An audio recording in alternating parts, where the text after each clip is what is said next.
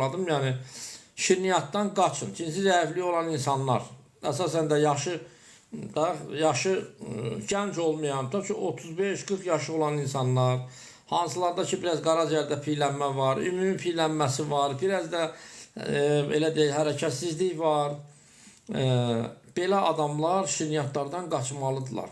Çünki bu şirniyyatlar həmən insanı belə deyək də uçuruma yönəldir. Yəni bütün sağlıq cəhətindən, tək cinsi məsələlərdən söhbət getmir. Ümumiyyətlə, bu xüsusən də son zamanlar bu məsələlər daha da aktuallaşır. Çünki qidalarda bu tərkibində sadə şəkərlər olan qidalar həddən artıq çoxalıbdır.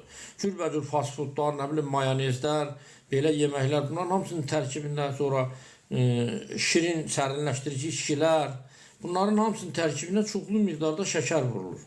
Ki bu da qanda şəkərin miqdarını kəskin artırır və insanlarda ciddi problemlərin baş verməsinə səbəb olur.